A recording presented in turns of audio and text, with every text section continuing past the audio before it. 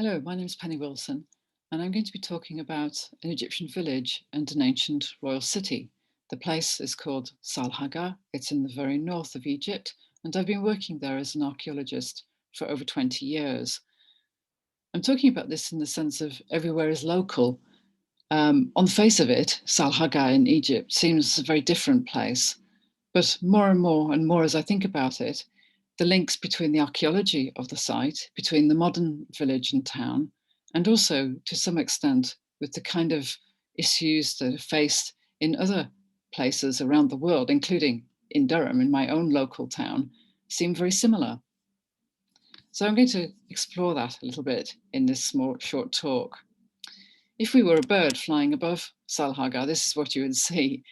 The river on the left is a branch of the River Nile, so it's not very far from the River Nile. And you can see that the site and the town are actually nestled within the branch of the Nile. This is the town of Salhaga, this open area, and the area within the rectangle are the ancient parts of the site, which in the 26th dynasty, that is in 7th century BC, was the capital of Egypt, in fact. And this place would have been stuffed with temples, a royal palace, barracks for soldiers, and all kinds of monumental structures. You can see just from this aerial image, there's nothing left of that on the surface now.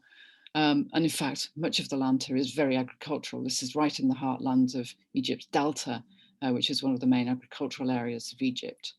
But the old town actually sits on top of part of the ancient site, and it is expanding at a great rate around into the fields around the site. So this problem of urbanization, of the disappearance of agricultural land as well as archaeological land is not something that's confined to Egypt, of course, but it's a problem faced all over the world. And certainly even new Argos sites are sometimes put on top of archaeological sites in Britain, for example. But here, the archaeology is protected to some extent, although the village has its demands. And this area in the centre, this pit area, is slowly being converted into schools and playing fields for those schools. So the community getting something out of the denuded archaeological areas of the site. Looking at the site, just in this image, there's so much to see that reminds you of the pressures on towns and villages throughout the world. In the middle of the image, there is a Roman bathhouse. So you can see here that the parts of the brick structure still surviving and some of the stone blocks that were reused in the bathhouse. This is basically underneath a mound, which has a cemetery on top of it, which is a modern cemetery, probably dating back for at least 100 years, if not more. In the background, you can see modern construction work going on at a great rate. People here have great aspirations, and what that means is that all of the mud brick buildings in the town, which were here from the 19 through until the late 20th century, have now been converted into red brick and concrete buildings, and sometimes quite tall ones as well. Nevertheless, the people in the town go about their daily business. They walk past all of these things and they take it all in. So all of it is kind of part of their town, part of their daily life, and part of their experience. And when we come to the town as archaeologists, we're very much focused on these shattered remains, whereas for them, their aspirations, of course, are for the future, like these school children. That for the farmers who work the fields is for their crops and bringing in the revenue that they need, and perhaps for other people thinking a little bit more about the future of their town. So this dense photograph condenses all of those kind of ancient elements, the present and the future as well for this particular place. Now, Selhaga is a very rural place, as I said at the beginning, very agricultural. So just moving out from the town, many of the people in the town have land which they farm and animals which they keep as well. So most people have a water buffer or gamuza, which they take out into the fields where they can eat sort of clover and grass all day. And they take them home and they produce milk to make cheese, and also they produce baby gamoozas, which sometimes are converted into food as well. The fields are very fertile, and they produce all kinds of crops, many of which are sold on at markets or exported throughout the rest of Egypt. Most people keep chickens or ducks on their roof. So these are the local chickens next door to me. This cockerel is the thing that wakes me up in the morning. He's lucky that I'm a vegetarian, actually. But everybody has these things to hand, so they can get eggs, and also they have meat if they need it. And many of the houses also have donkeys who carry people, they carry stuff around from the fields, and particularly at harvest time, they're very busy, loaded up with the crops coming back from the fields. So life here kind of has a sense of the past about it, although there were no chickens in ancient Egypt and there were no gamoozas in ancient Egypt. There certainly were donkeys, however. But they certainly kept ducks as well. So there are kind of elements of the past mingled with the present, but all of this gives a kind of sense of um, the agricultural life, which was such an underpinning and important part of ancient Egypt, and yet there's also an underpinning part of many places in the world. This experience is not a different one to many countries throughout the world. For everyday life, you just have to walk down a street, look into somebody's house to see their wonderful bathroom facilities, for example, or look into a local shop to see the range of goods that you can buy for your kitchen. Um, in the bottom left hand scene, we see school children being taken to school and the kind of school cart. They go past some archaeology, which is kind of how I managed to get the photograph. But the children are exposed to the past of their village in this way, and yet um, they're going off to learn about all kinds of different things, and also perhaps to think about how their village, the role of their village in Egypt's history. But in the house where we live, which we share with a family, at the end of the day, or at the beginning of the day, in fact, they have their breakfast, and this group, the women, are all gathered here to have their breakfast. One of the men has come back from the field, so he's lying down asleep, getting a bit of rest. But you can see that this open courtyard space, archaeologically, is very interesting because once they've cleared everything away, there's nothing left behind to show you what was going on here. So in many of the places that we excavate, where we see perhaps empty spaces, you could always imagine that possibly it could have contained activities such as these. And so there's also always a reminder that what you're looking at may somehow help you to understand the archaeology that you're doing, but also to think about the way that people conduct themselves in their lives. And again, it's not so different perhaps to other places where people gather together for their breakfast, they share it together, where the children sit with their mothers and listen to all the chat of the day. Um, so in a sense, everyday life here is also mirrored by the archaeology because we find these kind of plates and bowls and utensils which are used for holding food. So all the time you're kind of you're thinking about how these things intersect. And of course, Salhaga, being in Egypt, is predominantly a Muslim village, and this new mosque recently was put up by a patron here to celebrate that fact.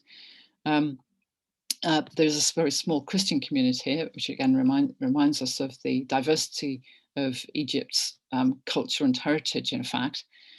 But one of the key features that you see around the village is the devotion to Islam. So even on this old door, you can see the crescent here. This is almost like a little mini kind of mosque image on the door of this old house.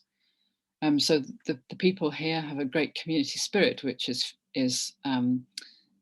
mirrored through through Islam, and particularly at times of such as Ramadan or the great feasts when people come together to pray and to share food. This reminds you of the great festivals that are held in many religious faiths around the world, but in the sense of people coming together, the kind of communities, and the welcome that they give to people. So if we're here during Ramadan, we're always very welcomed to people's houses to share their food, and to share their breakfast at night time. So you're reminded of these kind of welcoming rural communities around the world who very much want to share and welcome people to their place, to their house, and thank them for, in our case, for some of the work that we're doing and some of the employment that we bring to the local people here. The other important aspect of the village is the river. It provides fish for local people. You can cross over by these ferry boats, but it's the thing which brings water to the fields to keep them irrigated. And without it, there would be no life in this part of the world. So the river is an extremely important cultural and almost like a part of their beliefs in why things exist. Without that river, there would be nothing here. And so the river itself is a kind of important link to the past because it was also equally important in the past. And although it's tamed now and it doesn't flood in the same way, it still is a very defining characteristic of these people. So rivers throughout the world, again, also remind people or bring people together.